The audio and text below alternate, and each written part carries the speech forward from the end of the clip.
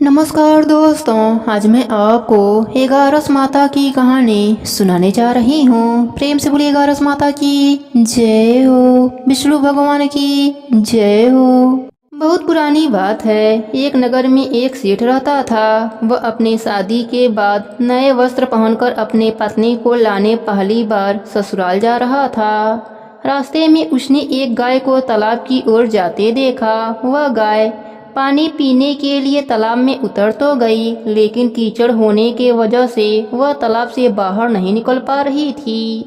गाय ने उस आदमी को वहां से गुजरते हुए देखा तो उसने उस आदमी से मदद के लिए कहा, लेकिन सेठ ने कहा कि मैं नया वस्त्र पहना हूँ और मैं अपने ससुराल जा रहा हूँ। अगर मैं तुम्हारी मदद करूँगा तो मेरे कपड़े गंदे हो जाएंगे।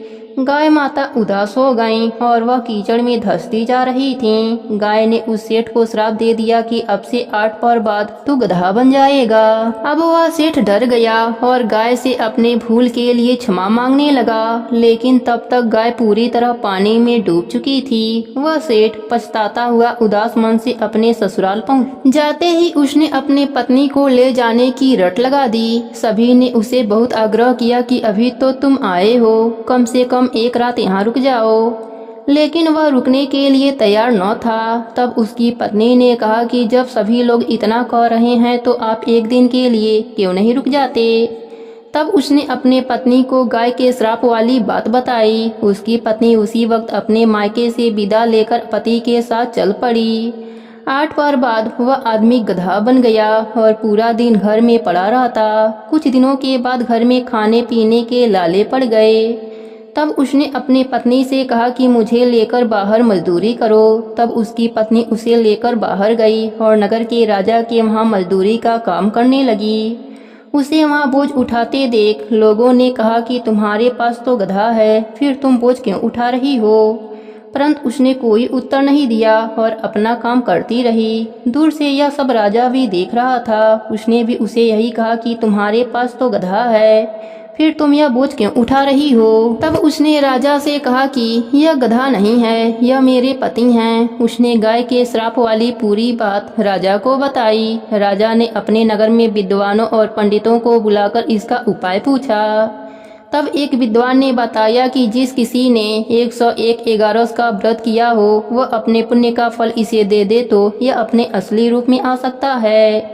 यहाँ हम आपको एगारस का अर्थ स्पष्ट कर देते हैं। 11 एकादशी व्रत रखने पर 1 एगारस पूरा होता है और 22 एकादशी का व्रत रखने पर 2 एगारस पूरा होता है। ऐसे ही जिसने 101 बार 11 एकादशी के व्रत किए हों, उसके पुण्य के फल से वह आदमी अपने असली रूप में आ जाएगा। राजा ने अपने पूरे नगर में घोषणा करा दी, लेकिन किसी ने भी पूरे 101 एगारस नहीं किए थे।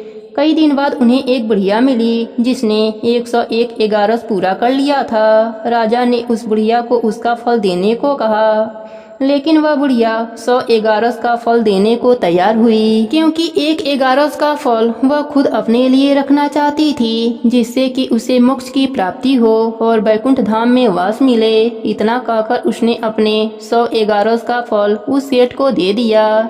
तब वह गधा से मनुष्य रूप में आ गया, लेकिन 1 एगारस कम होने के वजह से गधे की पूंछ उसके शरीर से नहीं गई। एगारस की यह महिमा देखकर वह पति पत्नी एगारस व्रत करने का निर्णय लिया। दोनों पति पत्नी एगारस का व्रत करने लगे। 1 एगारस पूरा होते ही सेठ की पूंछ गायब हो गई और एगारस माता की कृपा से उनका घर अन्य धन से भर गया। हे एगारस माता, जैसे आपने सेठ पर अपनी कृपा करी, वैसे ही अपने सभी भक्तों पर अपनी कृपा बनाए रखना। कहानी अधूरी हो तो पूरी करना, पूरी हो तो मान रखना। प्रेम से बोलिए एगारस माता की जय हो, विष्णु भगवान की जय हो।